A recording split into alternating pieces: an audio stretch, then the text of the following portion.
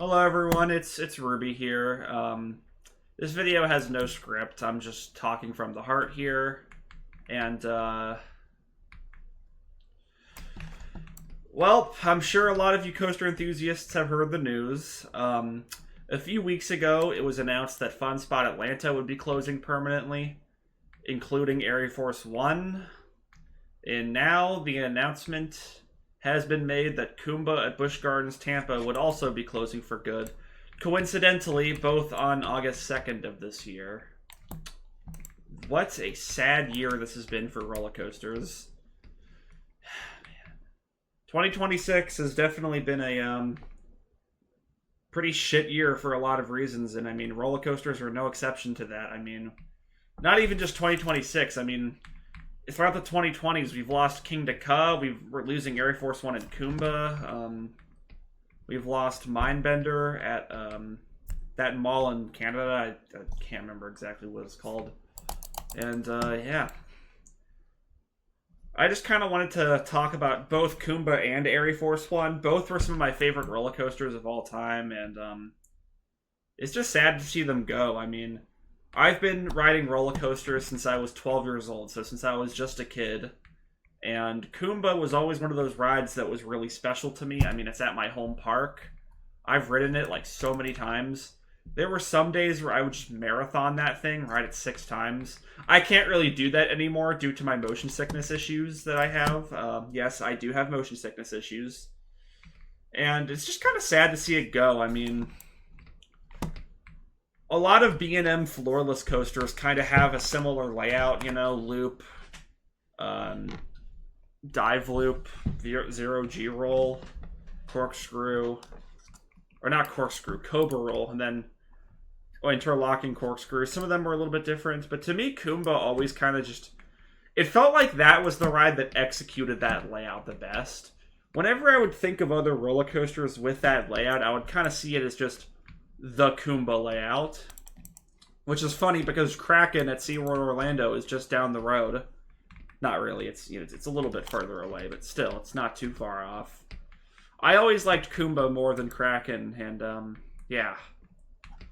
The other roller coasters I've ridden with that layout would just be Bizarro and Scream. Actually, I forgot Bizarro's called Medusa again, which when I rode it, it was Bizarro. I have not been to Six Flags Great Adventure since I was 12. And in case you're wondering, I'm 20 years old right now.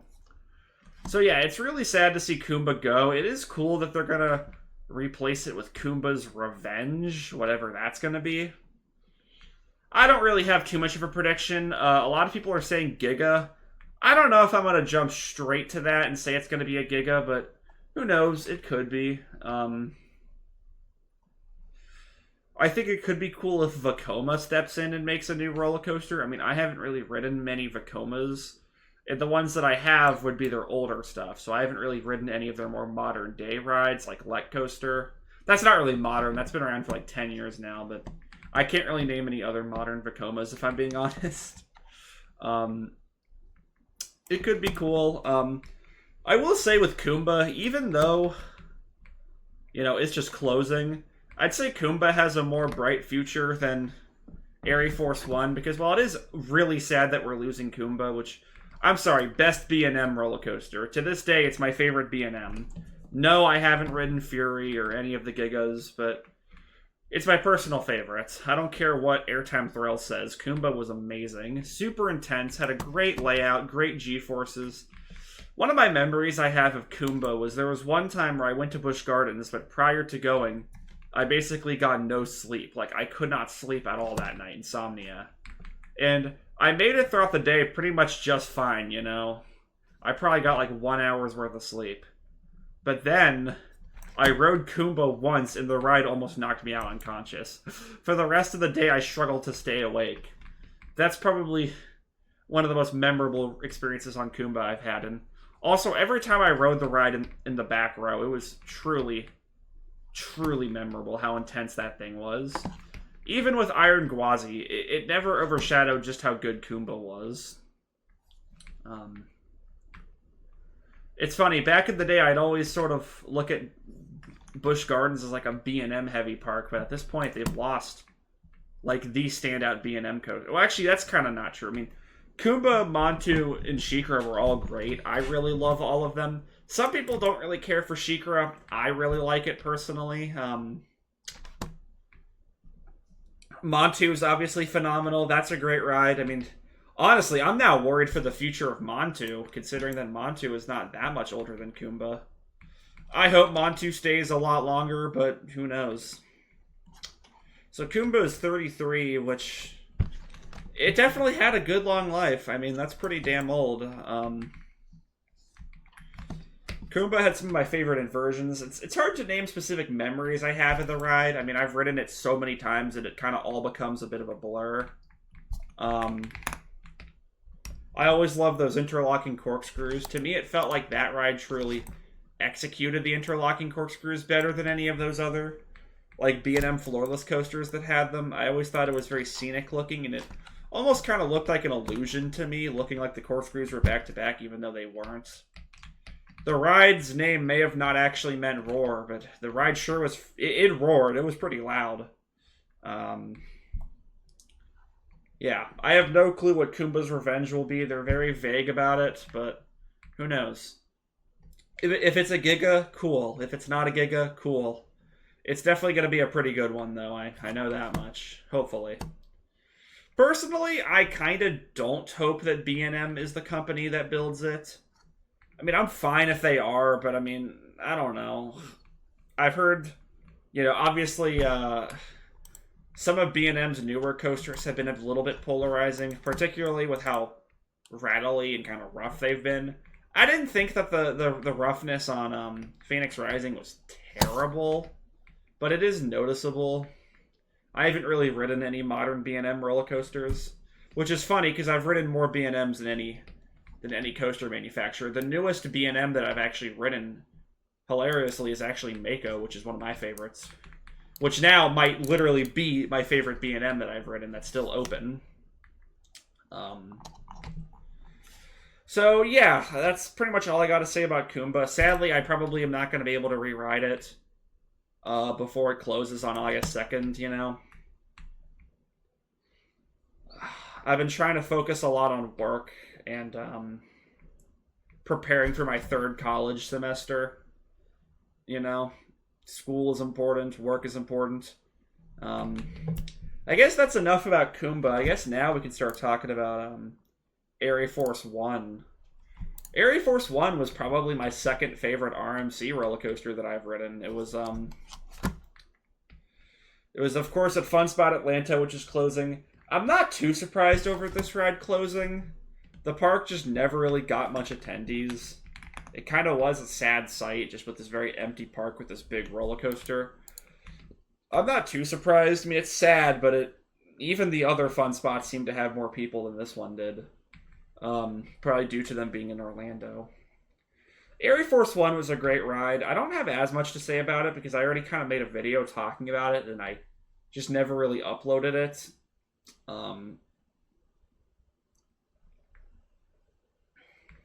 I loved the drop. The first time I ever went there was in 2023. I went to Fun Spot Atlanta, and then the next day went to Six Flags Over Georgia, and I rode aireforce 1 for the first time, and I was blown away by it.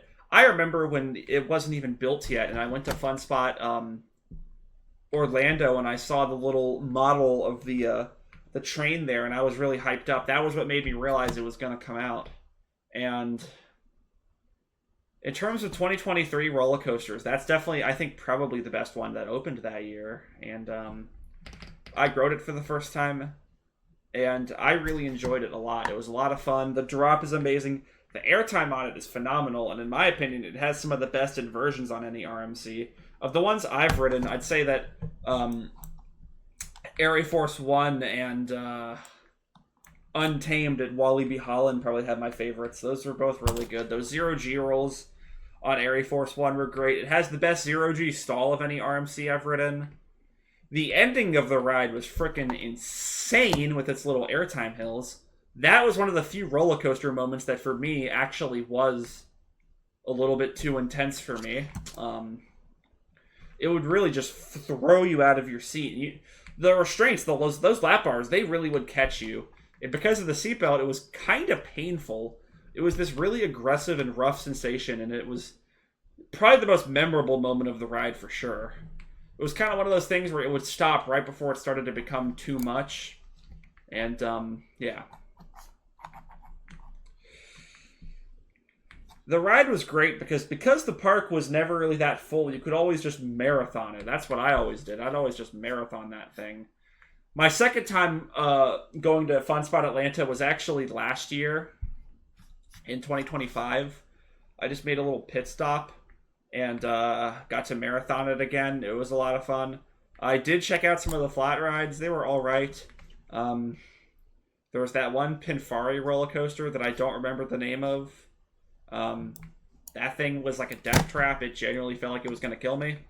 But yeah, aireforce 1, it felt so weird because it was in such a random spot. It's kind of crazy that such a park like that was pretty much a glorified arcade, had a ride like that. But it truly did feel special. I mean, it was definitely the best roller coaster in Georgia, and to see it go, it's sad. The fact that we're losing Kumba and aireforce on the same day is just insane to me.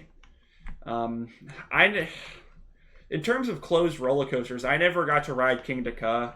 I was only 12 when I went to Great Adventure, and that was the one ride that I was too scared to go on, which I really, really, really regret. I can't really name some of the other rides that have closed in recent times, but it's crazy to me that, like, these old school B&Ms we're losing them before the old school Arrows. I mean, I'm a really, really, really big aerodynamics defender. I think they're probably one of the most important coaster manufacturers, and the fact that we still have, like, X2 and going even older, we still have, like, Viper and Corkscrew, that's pretty insane. I mean, losing Kumba before Viper at Six Flags Magic Mountain, that's wild for me to think about. I did enjoy Viper the one time I rode it, but don't have as much to say about it. There's one other... Oh yeah, this is less notable, but Lagoon is losing Jetstar 2. I rode that thing last year, and I thought it was alright. I guess one of the older... It's not too unusual to see a B&M roller coaster close that's been around for a while. I mean, we did lose Dragon Challenge years ago at Universal Studios. But that one wasn't as universally, no pun intended, beloved as like Kumba was. I'm surprised. You know, I could make a whole list of roller coasters that I'm surprised outlived Kumba. Like Vortex at Carowinds, for one. I have no clue how that happened. Also,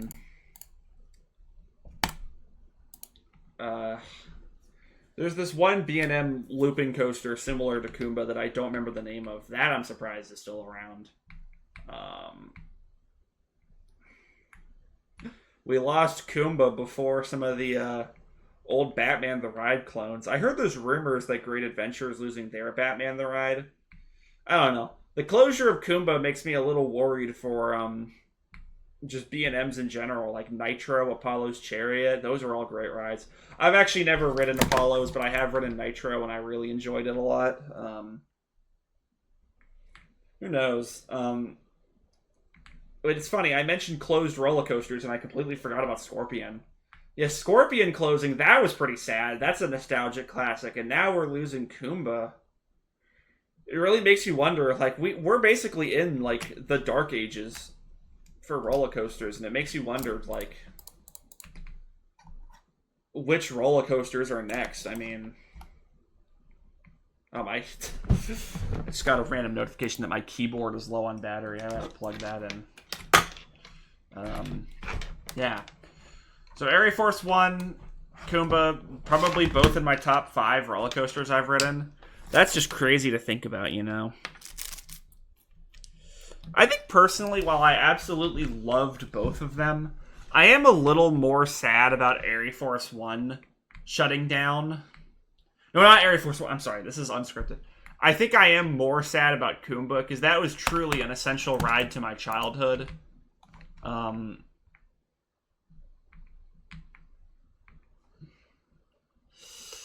That was always a must-do when I'd go to Busch Gardens. I'd always make that whole walk over to the conga section to ride it, and it's just sad, honestly.